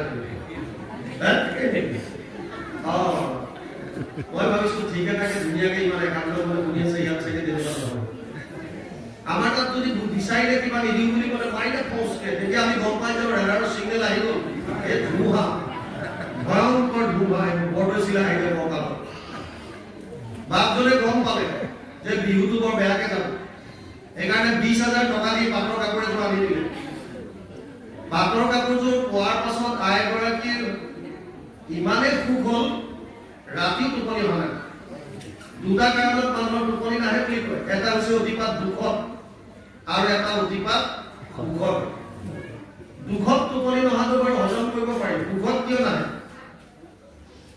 আমাৰ প্ৰত্যেকৰে একোজনকৈ প্ৰতিদ্বন্দ্বী আছে সমাজত কি কিমান টকাৰ গাড়ী লৈছে বোলে 10 লাখ বা 15 লাখ টকীয়া গাড়ী মনে কৰে ভাল আচ্ছা তেওঁ কিমান টকাৰ কাপোৰ আনিছে বোলে 20,000 বা 25,000 টকাৰ কাপোৰ আনিছে মনে কৰে এই যে ভাৱ এটা আমাৰ থাকে যিজন তেওঁৰ প্ৰতিদ্বন্দ্বী তেওঁ কেনেকৈ বস্তুটো প্ৰকাশ কৰিব সেইকাৰণে বিচাই থাকে আমি হোষ্টেলত থাকোঁতে এইচএমডি নতুন ঘড়ী কোনোবাই যদি নতুনকৈ পিন্ধি আহিল তেওঁ এনেকৈ থাকে হাতটো এনেকৈ থাকে সুধিব লাগিব কেতিয়া ল'বি বুঢ়ী মানুহ এজনী আঙঠি এটা বনাই আনিলে আঙঠিটো বনাই প্ৰত্যেক মুহূৰ্তত এনেকৈ থাকে কোনেও নুসুধে এখন ঘৰৰ সন্মুখত এটা জুপুৰি আছে জুপুৰিটো জ্বলাই দিলে আৰু জ্বলাই বাটলৈ গৈছো হৈছে মোৰ ঘৰত জুই লাগিল মানুহবিলাক আহিছে কৈছে আইতা আপোনাৰ ঘৰটো বহুত পিছত এইটো আগফালে অকণমান জুপুৰি এটা বাৰু যি হওক পানী চানি মাৰি ধুৱালে তেনেকুৱাতে কাষৰ আই এগৰাকী আহি পেলাই ক'লে অ' আইতা এই জুই বাৰু নোহোৱালে সেইটো বাদ দিলোঁ এই আঙঠিটো কেতিয়া বনালে সেইটো কওক কৈছে ভেট মৰতি তই এইটো আগতে সোধা হ'লে ঘৰটো জ্বলাবলগীয়া নহয় আমি প্ৰকাশ কৰিব নোৱাৰিলে শান্তি নাই আইগৰাকীয়ে 20,000 টকাৰ কাপোৰ লৈ কাষৰ যিগৰাকী মনে মনে প্ৰতিদ্বন্দ্বী যাক বাইদেউ বুলি সম্বোধন কৰে তেওঁ কেনেকৈ ক'ব এই কথাটোৰ কাৰণে ৰাত ভৰ উচপিচাই আছে আনদিনা যদি 6টা-7টাত বিচনা এৰে এদিনা 4:30টাত ব্ৰহ্মপুৱাতে এৰিছে আৰু ঠাই শাৰী গৈ চাইছে যে বাইদেউগৰাকী আহিছে নে নাই উঠি আহিছে সেইদিনা সেইগৰাকীও সোনকালে উঠিছে আৰু ইফালৰ পৰা মাক লগালে অ' বাইদেউ সাৰ পালে বোলে পালো পাইছেনে আমাৰ এই মানুহটো একেবাৰে ভগৱান অকৰা বস্তু বায়েকে সুধিছে কি হ'ল ৰাতিপুৱা মানুহটোক একে অকৰা পগলা সজালা বোলে এইবাৰ ইমান মানা কৰিছিলো মই মোক কাপোৰ নালাগে কভিড হৈ আছে চাৰিওফালে আমাৰ এই মানুহটোৱে একো বুজি চুজি নাপায় দেখিছেনে বাইদেউ বোলে 20,000 টকাৰ কাপোৰ এযোৰ আনিছে গোটাই দিলে গোটেই গাত গোটা বসা বেলুনত হাৱা ভৰালে যেনেকৈ ফুলি থাকে তেনেকৈ ফুলি আছে পিছে যিগৰাকী ক'লে সেইগৰাকীৰ স্বামীজনো আমাৰ দৰে পাৰামিলিটাৰীত কাম কৰে দুমাহৰ ছুটী লৈ ঘৰলৈ আহিছে আৰু গুৱাহাটীৰ পৰা ঘৈণীয়েকলে কাপোৰ এযোৰ লৈ আহিছে বায়েকে মাত দিছে আমাৰ এওঁ আহিছে দুমাহৰ ছুটী মোলৈ কাপোৰ এযোৰ আনিছে ইফালে মাৰিলে চিৰিংকে কিমান লৈছে বোলে 25,000 ওই মানে ফুটিলে বেলুন খতম শেষ গোটেই ৰাতি খুব চব এক মুহূৰ্তত খতম কিয় যদি কাপোৰযোৰত সুখ আছিলে তেতিয়াহ'লে তেওঁৰ 25,000 টকাৰ কাপোৰ অনাৰ পাছতো আইগৰাকীৰ সুখ থাকিব লাগিছিল কিয় নাইকিয়া হৈ গ'ল হঠাৎ তাৰ মানে কাপোৰযোৰত আচলতে সুখ নাছিল সুখৰ দুখৰ জানা মনেকে কাৰণ মনৰ সংস্কাৰে আচৰণ কৰ্ম মনটোত আছিল সুখ দুখৰ কাৰণ ভাবিছিল তাত সুখ আছে বুলি আচলতে তাত সুখ নাই এইটোকে প্ৰহ্লাদে কৈছে কাম্য কৰ্ম যত মিছা হেন জানি তাক বাঞ্ছা নকৰ এইটো হৈছে কাম্য কৰ্তব্য আৰু এটা হৈছে নিষিদ্ধ শাস্ত্ৰই যিবিলাক মানা কৰিছে এইবিলাক কৰিব নালাগে এইটোৱে হৈছে নিষিদ্ধ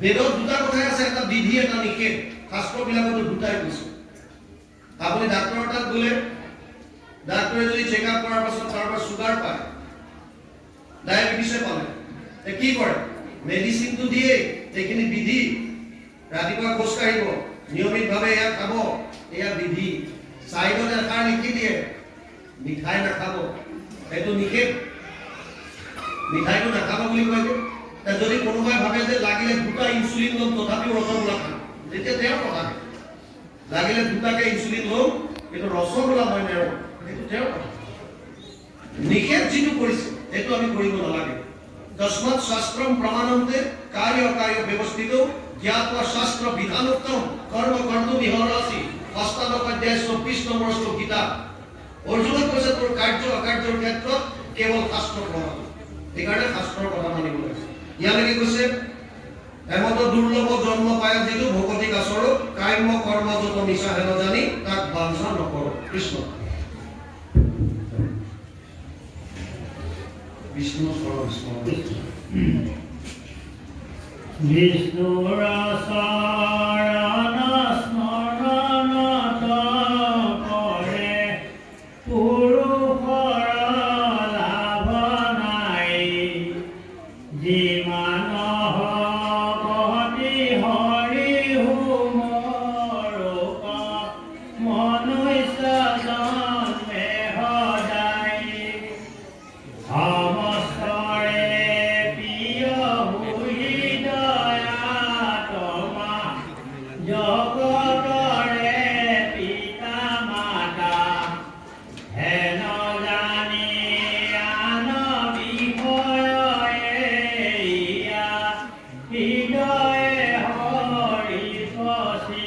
কৃষ্ণ প্ৰহ্লাদে কৈছে বিষ্ণুৰ চৰণ স্মৰণত পৰে পুৰুষৰ লাভ নাই ইয়াত পুৰুষ মানে বাপসকলৰ কথা কোৱা নাই আত্মাৰ কথা কৈছে সমস্ত জীৱৰ কথা কৈছে পুৰুষৰ লাভ নাই বিষ্ণুৰ চৰণ স্মৰণত পৰে পুৰুষৰ লাভ নাই স্মৰণ যদিও গুৰুজনাই দুটা বিষয়ত বেছিকৈ গুৰুত্ব দিছে শ্ৰৱণ কীৰ্তন তথাপিও গুৰুজনাই কীৰ্তনত লিখিছে ভাই মুখে বোলা ৰাম হৃদয়ে ধৰা ৰূপ এতেকে মুকুতি পাইবা কহিলো স্বৰূপ তাৰ মানে ৰূপটো স্মৰণত আনিবলৈ দিছে প্ৰভু ভগৱন্তৰ নাম স্মৰণত আনিবলৈ দিছে এতিয়া ইয়াক কৈছে যে বিষ্ণুৰ চৰণ স্মৰণত পৰে পুৰুষৰ লাভ নাই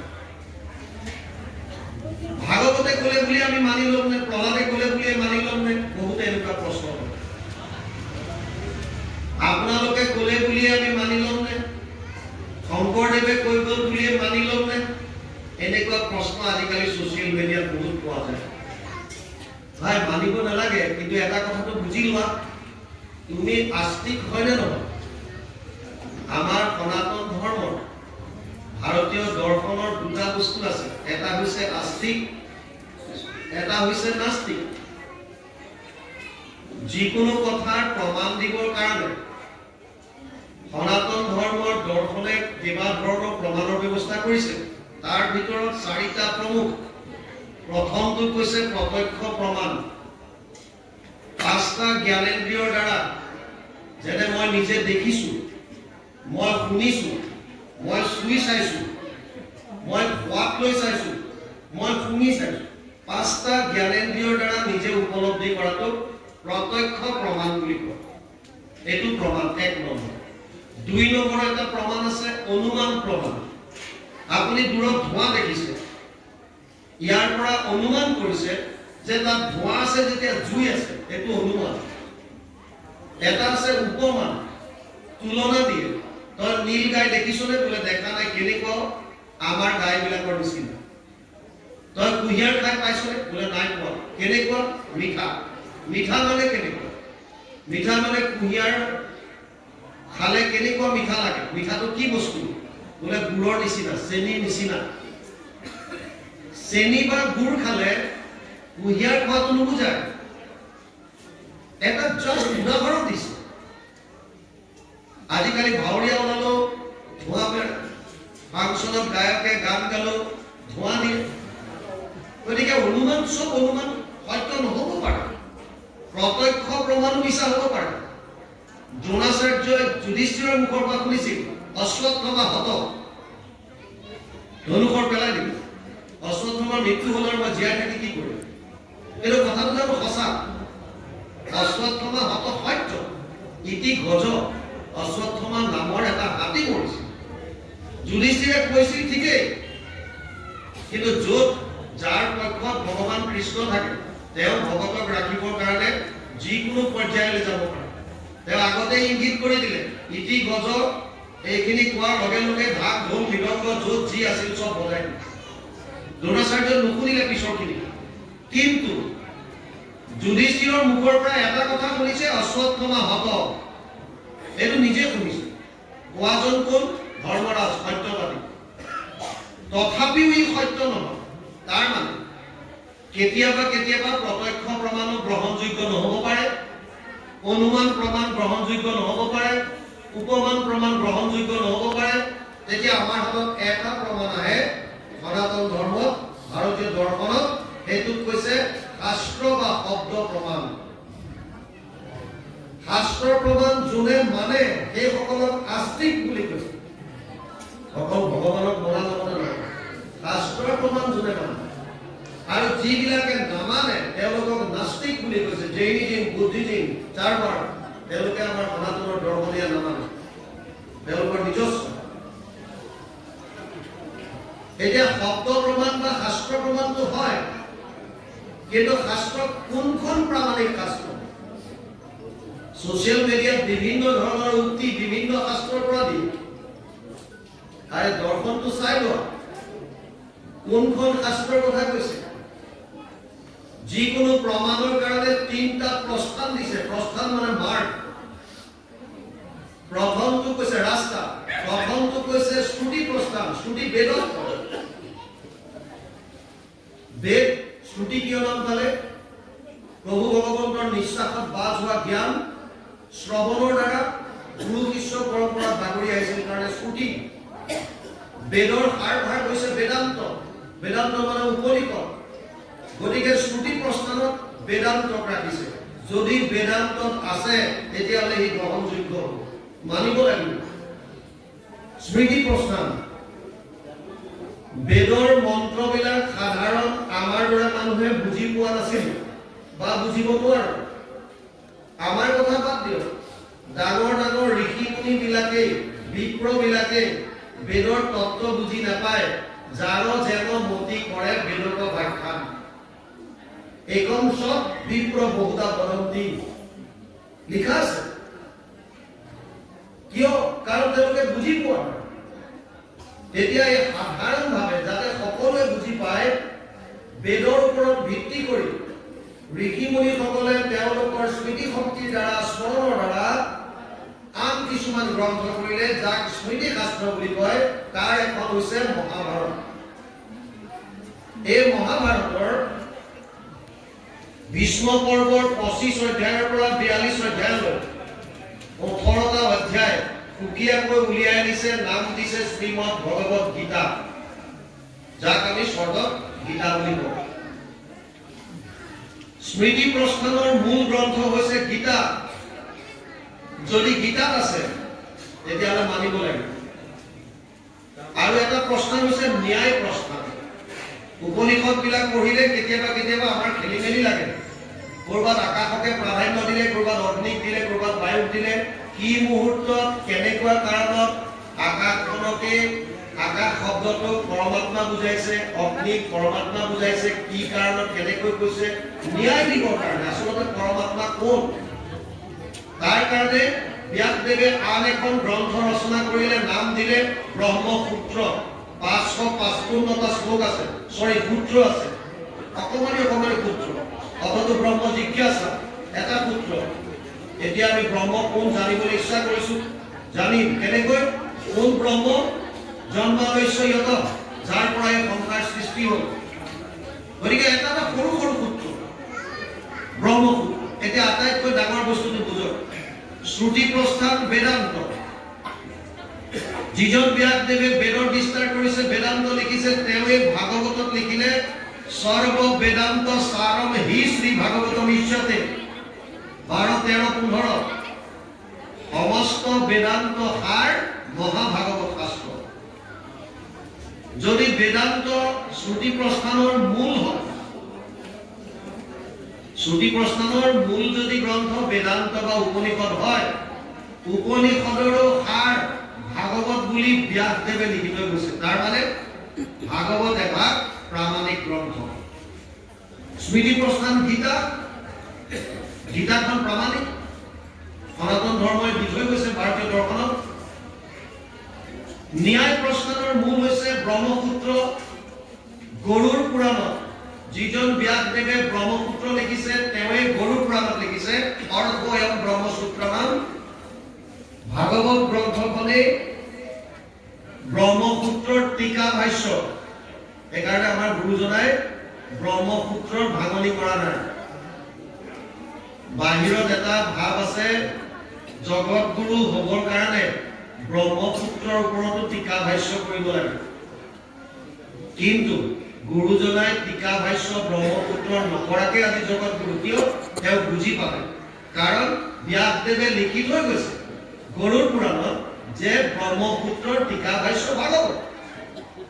এতিয়া যদি আপোনালোকে চায়, শ্ৰুতি প্ৰস্থানৰ মূল বেদান্ত, বেদান্তৰ সাৰ ভাগৱত, ন্যায় প্ৰস্থানৰ মূল ব্ৰহ্মসূত্ৰ, ব্ৰহ্মসূত্ৰৰ টিকা ভাষ্য ভাগৱত, আৰু স্মৃতি প্ৰস্থানৰ কিতাপ।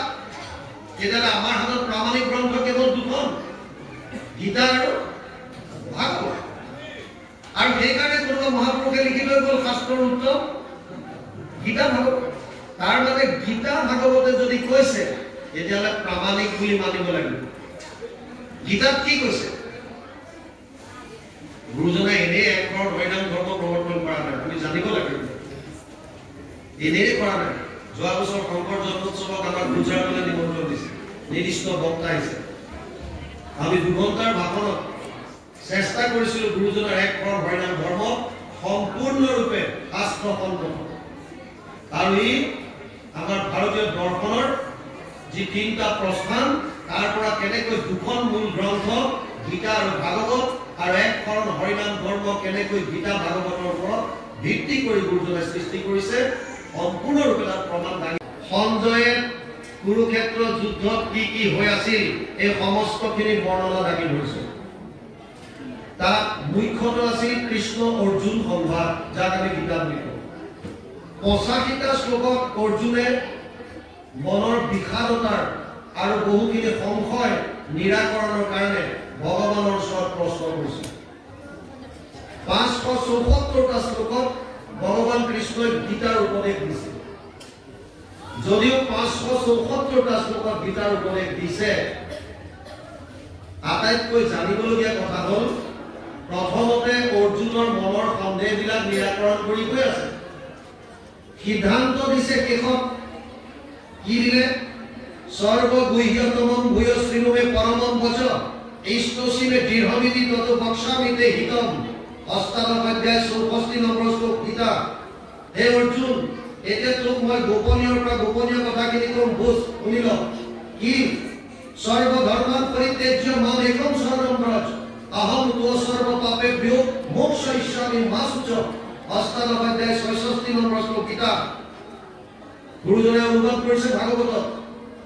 সৰ্ব ধৰ্ম এৰি এক শৰণ সাক্ষাৎ দৃঢ় বিশ্বাসে ভগিলৈকো আমাক নকৰিবা ভয় হেৰা কৰো অংগীকাৰ সমস্ত পাপক মই কৰিব নিষ্ঠাৰ। এক শৰণৰ কথা কয়, সব বাদ দি মোৰ শ্ৰদ্ধা। আমি কৈছিলো গুজৰাটত এক শৰণৰ কথা যে পঞ্চদশ শতিকাত কেৱল গুৰুজনাই কৈছে এনে নহয়। ৫,৫০০ বছৰৰ আগত ভগৱান কৃষ্ণই কুৰুক্ষেত্ৰ যুদ্ধৰ প্ৰাক মুহূৰ্তত অৰ্জুনক কৈছিল এক শৰণৰ কথা, সৰ্বধৰ্মান পৰিত্যাজ্য মাম একম শৰণম ব্ৰজ। ৫,৫০০ বছৰৰ পৰা আজিলৈকে যিমান বিলাক ভাৰতত ধৰ্ম প্ৰৱৰ্তক আহিল, ধৰ্ম প্ৰচাৰক আহিল, যিমান বিলাকে আজিলৈকে গীতাৰ ওপৰত প্ৰবচন দি আছে, তেওঁলোকৰ কোনেও সৎসাহস কৰিব পৰা নাই এক শৰণ মানে একক শৰণ বুলি সাধাৰণভাৱে বুজাই দিব। এক দেৱ এক কেৱ এক বিনে নাই কেৱ, এই কথাটো ক'ব পৰাৰ সৎসাহস আজিলৈকে কাৰো হোৱা নাই। কিয়? যদি সত্য শুদ্ধ কথাটো সাধাৰণ মানুহৰ মাজত যদি বুজাই দিয়ে, তেতিয়াহ'লে বহুতৰ ধৰ্মৰ নামত চলি থকা বেপাৰ বাণিজ্যবিলাক বন্ধ হৈ যাব। গুৰুজনাটো শিৰোমণি ভূঞা, তেওঁতো সেইবিলাক ত্যাগ কৰি আহিছে, একো লাভা নাই। গতিকে যিটো সত্য আৰু শুদ্ধ গীতাৰ যিটো সাৰ, সেইটোৰ পৰা তেওঁ আমাক দি গ'ল এক শৰণত অহা। নালাগে যাব বহুতো, কেৱল একক শৰণ লোৱা। আৰু ভগৱান কৃষ্ণ অৰ্জুনক কেইবাবাৰো কৈছিল, মত্ত পৰতৰম নান্যৎ কিঞ্চিৎ অস্তি ধনঞ্জয় ময়ি সৰ্বমিদং পুতং সূত্ৰে মণিকণায় মম। সপ্তম অধ্যায় ৭ নম্বৰ শ্লোক গীতা। হে অৰ্জুন, মোতকে শ্ৰেষ্ঠ আৰু কোনো নাই। যেনেকৈ এধাৰী মালাত সূতাডালত মণিবিলাক গাঁঠি থোৱা থাকে, তেনেকৈ সমস্ত জীৱৰাশি মোৰ লগত গাঁঠি থোৱা আছে। ভগৱান কৃষ্ণই কোৱা কথা। ময়ে বপনা ভ্ৰৎস মই বুদ্ধি নিবেশয় নিবশিষ্যস্য অত্যব অন্তৰ্ধন সঞ্চয়। ১২ অধ্যায় ৮ নম্বৰ শ্লোক গীতা। হে অৰ্জুন, তোৰ মন আৰু বুদ্ধি সব মোক দি দে, কেৱল মনটো মোক দে। এক শৰণৰ কথা ক'লে, এক শৰণ। মায়াৰ পৰা তৰণৰ উপায় দিলে এক শৰণ। দৈৱ হিয়স গুণময়ী মম মায়া দুৰত্তয়া মাম এব ইয়ে প্ৰপদ্যন্তে মায়ামেদম তৰন্তিতে। সপ্তম অধ্যায় ১৪ নম্বৰ শ্লোক গীতা। হে অৰ্জুন, মোৰ মায়া অতি ভয়ানক, অতি দুষ্কৰ। ইয়াৰ পৰা পৰিত্ৰাণ সেইসকলেহে পাব পাৰিব যিসকলে কেৱল মোক শৰণ লৈছে, একক শৰণ। একক শৰণ, এক শৰণ হৰিনাম ধৰ্মৰ এক শৰণটো গুৰুজনাই গীতাৰ পৰা আনিছে। ১৮ নম্বৰ চেপ্টাৰ ৬৬ নম্বৰ শ্লোক। হৰিনাম ধৰ্ম, হৰিনামটো ক'ৰ পৰা আনিলে? আমাৰ বিভিন্নজনে কয়, পণ্ডিতসকলেও কয় যে পদ্ম পুৰাণৰ সহস্ৰ নামৰ পৰা নাম ভাগ আনিছে। সত্য, কোনো মিছা নহয়। কিন্তু শাস্ত্ৰৰ উত্তম গীতা ভাগৱত, ভাগৱতে কি কৈছে নামৰ ওপৰত? ১৮,০০০ শ্লোকৰ শেষৰ শ্লোকটোত কৈছে, নাম সংকীৰ্তনম য়স্য সৰ্ব পাপ প্ৰণাশনম প্ৰণাম দুঃখ সমানাত্মম নমামি হৰিম পৰম। ১২, ১৩, ২৩ দ্বাদশ স্কন্ধ ৩ অধ্যায় ২৩ নম্বৰ শ্লোক ভাগৱত। একেবাৰে শেষৰ শ্লোক। নাম সংকীৰ্তনৰ দ্বাৰাই আমি আমাৰ সমস্ত পাপ নিৰ্মূল কৰিব পাৰোঁ। আৰু সেইকাৰণে সেইজন হৰিকে নমস্কাৰ কৰিছো। গতিকে এক শৰণ হৰিনাম ধৰ্ম শাস্ত্ৰৰ উত্তম গীতা ভাগৱতে দিছই কৈছে, কিন্তু আজিলৈকে আন কোনেও দিবলৈ সৎসাহস কৰা নাছিল, যিটো পঞ্চদশ শতিকাত গুৰুজনাই দি থৈ গৈছে। আৰু সেই কথাটোকে প্ৰহ্লাদে দৈত্য শিশুসকলক কৈছে, বিষ্ণুৰ চৰণ স্মৰণত কৰে কোনো ফল লাভ নাই। যিমান ভকতি হৰি সুমৰক মনুষ্য জন্মে সদায়। কিয়? সমস্তৰে প্ৰিয় সুহৃদয় আত্মা জগতৰে পিতা মাতা হেন জানি আন বিষয় এৰিয়া হৃদয় হৰিক চিন্তা কিহৰ কাৰণে সমস্তৰে প্ৰিয় সুহৃদয় আত্মা কিতাপ অৰ্জুনক কৈছে পিতা সমস্য জগত মাতা ধাতা পিতামহ বেদ্যম পবিত্ৰ ওংকাৰ ঋক সাম যজুৰে কৈছে নৱম অধ্যায় 17 নম্বৰ শ্লোক কিতাপ হে অৰ্জুন মই সমস্তৰে পিতা মই মাতা মই পিতামহ বেদৰ ওংকাৰ মই ঋক সাম যজুৰ এই সব জ্ঞান মই আমাৰ যদি পিতা যিজন মাতা যিজন পিতামহ যিজন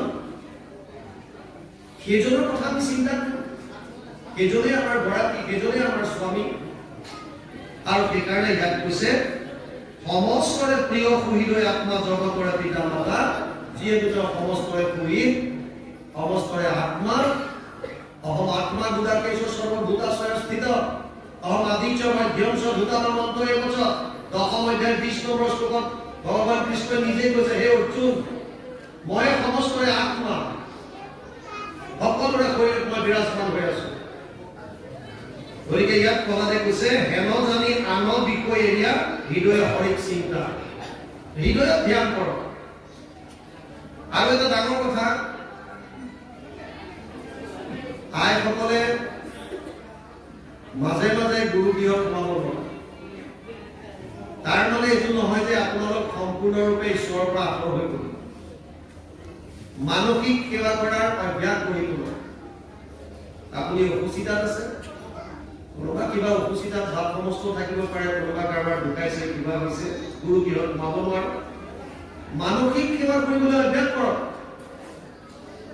কোনোবা অসুস্থ শাৰীৰিকভাৱে গুৰু গৃহত সোমাব পৰা নাই তাৰ মানে কি তেওঁ ঈশ্বৰ চিন্তা নকৰিব আপুনি বিচনাতে কৰক মনেৰে ভাবক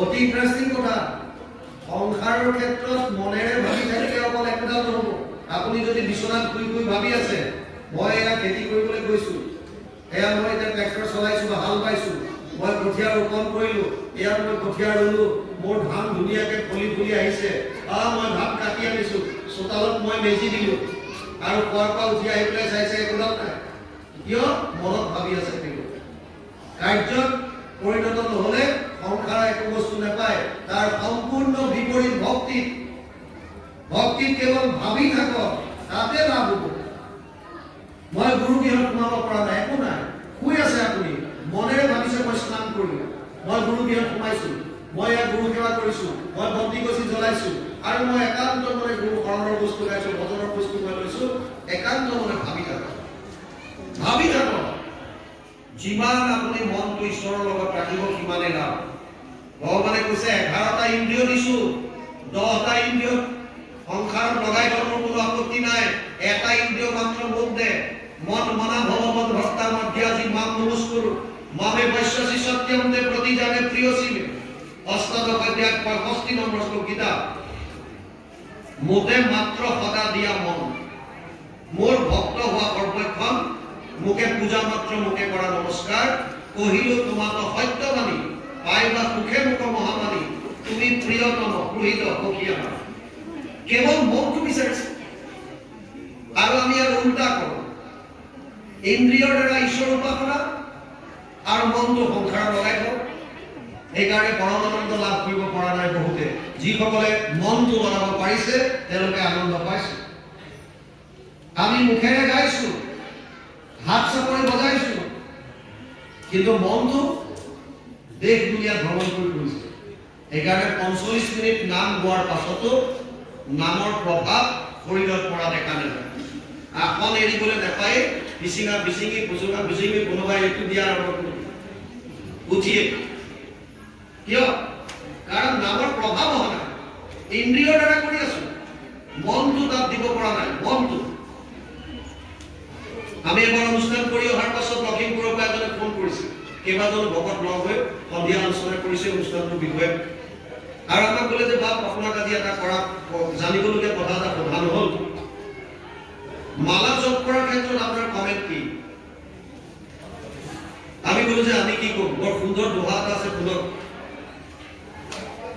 हाथ में माला फिरे जीभ फिरे मुंह माही मन बेचारा चौधरी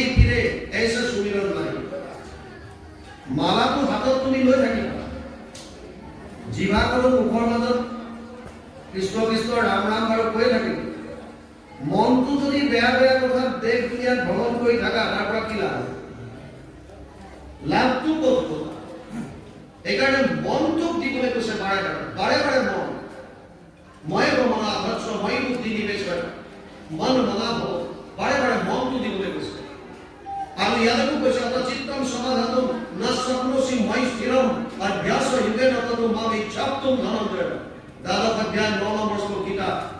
হে অৰ্জুন, যদি মনটো তই মোক দিব পৰা নাই, তাৰ কাৰণে চিন্তা নকৰিবি, এটা কাম কৰ, অভ্যাস যোগৰ দ্বাৰা মোক পাবলৈ ইচ্ছা কৰ। অভ্যাস যোগ কি? শ্ৰৱণ কীৰ্তন। কেৱল শ্ৰৱণ কীৰ্তন কৰ, যিমান শুনিব দিনটো, যিমান শুনিব সিমান আপোনাৰ মনটো কেন্দ্ৰীভূত হৈ আহিব।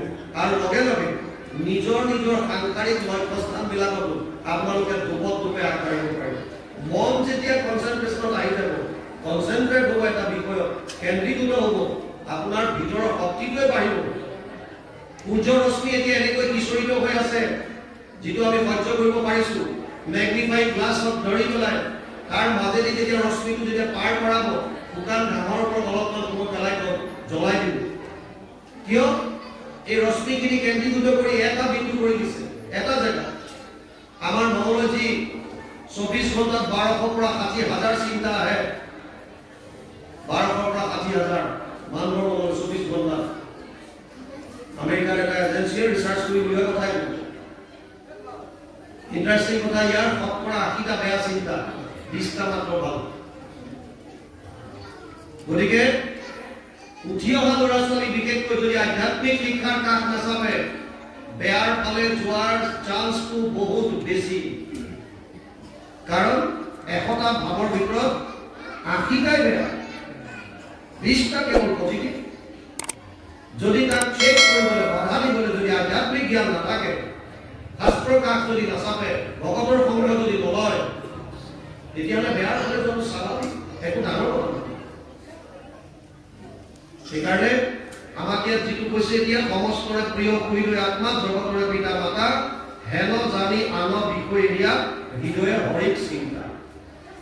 যিটো প্ৰাণৰ বন্ধু কৃষ্ণ হৃদয়তে আছে, কিন্তু মনেকে কৰিব লাগে। কৰা তোৰ নাহি হানি, এতেকতে পদ্মপানী, তুষ্ট হন্ত দেৱতাৰ দেৱ। আপুনি ক'ৰবাত যাব পৰা নাই, নাযাব, ঘৰতে থাকক, কিন্তু আপোনাৰ হৃদয়ত ঈশ্বৰক চিন্তা কৰক, মনেৰে চিন্তা কৰক। বহুতে প্ৰশ্ন কৰিব পাৰে যে হৃদয়তে কিয় ঈশ্বৰক চিন্তা কৰিব লাগে? আৰু বেলেগ বস্তু আছে, হাতত চিন্তা কৰিব পাৰে, নাকত পাৰে, মূৰত পাৰে, ভৰিত পাৰে, পেটত পাৰে, হৃদয়ত কিয় চিন্তা কৰিব লাগে? পানীটো চবতে আছে। পানী আপোনালোকে ক'ৰ পৰা? নিশ্চয় বৰিং, নহ'লে কুঁৱা। যদি সকলোতে আছে, ঈশ্বৰটো সকলোতে আছে।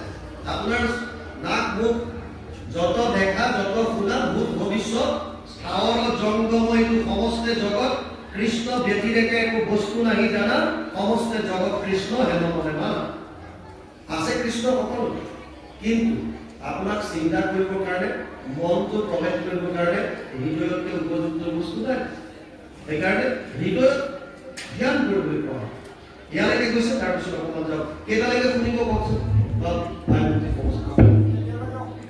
তেনেকুৱা কথা নাই, বাপৰে। আমি শুনিবলৈ মানে শুনক। সাধাৰণতে এটা বৈঠকত আমাৰ ব্ৰেইনৰ কেপাচিটি এনেকুৱা দিছে, 45 মিনিট সময়হে আমি শুনি পেলাই গ্ৰহণ কৰিব পাৰোঁ। সেইকাৰণে স্কুল কলেজৰ পিৰিয়ডবিলাক 45 মিনিটৰ হয়। স্কুল কলেজৰ পিৰিয়ড 45 মিনিটৰ কিয় হয়? ইয়াৰ মূল কাৰণটো হৈছে যে এটা বৈঠকত আমি যিখিনি শুনো, সেইখিনি গ্ৰহণ কৰিব পৰা যিটো কেপাচিটি আমাৰ ব্ৰেইনত দিছে, সেইটো 45 মিনিট। কিন্তু ঈশ্বৰৰ কথাৰ ক্ষেত্ৰত অকণমান ইয়াৰ বস্তুটো বেলেগ। শুকদেৱে 7 দিন 7 ৰাতি ভাগৱত কৈ আছিল, আৰু পৰীক্ষিতে 7 দিন 7 ৰাতি শ্ৰৱণ কৰিছিল। চৰ্ত এটা আছিল, দুইজনৰ কোনোজনে জলপান ব্যৱহাৰ কৰা নাছিল। কিন্তু আমাৰ ক্ষেত্ৰতো তেনেকুৱা নহয়, মন পাই আছে বহুতে। আৰু আৰু বেছি দেৰি কৰিবলৈ ভয় লাগে আমাৰ তাত মাজতে 90 বছৰীয়া বুঢ়ী মানুহ এজনী আহিছে কোৰ্টত গৈছে ডিভোৰ্স বিচাৰি 90 বছৰীয়া বুঢ়ী মানুহ এগৰাকী কোৰ্টত গৈছে ডিভোৰ্স লাগে জাজে ডাইৰেক্ট সুধিছে আইতা কিমান বছৰ হ'ল আপোনাৰ বোলে 90 বছৰ এই 90 বছৰত তোমাৰ ডিভোৰ্স লাগে কিয় কৈছে মানুহটোৰ লগত আৰু মই থাকিব নোৱাৰো মানুহটো ক'ত আছে সুধিলে কোৰ্টৰ বেলেগ এটা চুকত দেখুৱাই দিছে হাতত লাখুটি এটা লৈ বুঢ়া মানুহটো ৰৈ আছে বহি আছে লাখুটি এটা লৈ কপি আছে হাত নাৰ্ভৰ প্ৰব্লেম জাজে সুধিছে দেউতা আপোনাৰ বয়স কিমান হ'ল বোলে গোপাই 95 হ'ল বোলে 95 বছৰত আপোনাৰ কি ডিভোৰ্স লাগে কৈছে ধাত মোক নালাগে মৰটি ক'ত কি লাগে জাজে কৈছে ও আইতা আপোনাৰ মানুহটোক তো ডিভোৰ্স নালাগে কৈছে তেওঁ কিয় লাগিব কষ্টটো কোনে পাইছে বোলে কষ্ট আপুনি কি পাইছে বোলে এই মানুহটোৱে যিমান গালি সকলে পাৰে মই সব শুনো এইটো আপুনি ডিভোৰ্স নাপাব কিয় আৰে মানুহজনে গালি পাৰিছে আপুনি শুনিছে আপুনি কেতিয়াবা গালি পাৰি দিব মানুহটোৱে শুনিব বোলে সমস্যা তাতে কি সমস্যা মানুহটোৱে গানেৰে কম শুনে কৈছে আইতা আপুনি এইটো ডিভোৰ্স নাপায় নহয় বোলে কিয় আজিকালি এনেকুৱা হৈ গ'ল চিকিৎসা বিজ্ঞান বহুত আগবাঢ়ি নহয় মেচিন এটা পায় হিয়াৰিং এড কাণত লগাই ল'লে সব শুনি পায় বোলেও পায় মেচিন আনি দিছো তেতিয়া সমস্যা কি বোলে যেতিয়াই মানুহটোক গালি পাৰো মেচিনটো খুলি থয় এইটো সমস্যা সেইকাৰণে মই মানুহটোৰ লগত নাথাকো তাৰ মানে আপুনি কাৰোবাক কিবা কৈ থাকিব শ্ৰোতাজনে যদি শ্ৰৱণ ভালকে নকৰে তেতিয়া কৈ থাকিলে হয় বেছি দীঘলীয়া হ'লে আপোনাৰ হাতত যদি কাণৰ মেচিন খুলি থৈ দিয়ে কৈ থাক আমি এইফালে চলো আৰু লাভ নহ'ব সেইকাৰণে মাজে মাজে মৰাই থাকো অকণমান কৈ দিব আৰু এটা গম হয় হৈছে আপোনালোকে আমাক বিশ্বনাথ চাৰিআলিৰ পৰা মাতি আনিছে ডাইৰেক্ট মোক সামৰক বুলি কেনেকৈ কব একো নাই খামিয়া শিকতীয়া দিব আমি বুজি পাই থাকো যি কি নহওক অকণমান যাওক ইয়ালৈকে গৈছে কেইটা 2টা মানলৈকে যাব 3টা 2টা বাজিল 2:30 এইটো অধ্যায়ৰ পৰা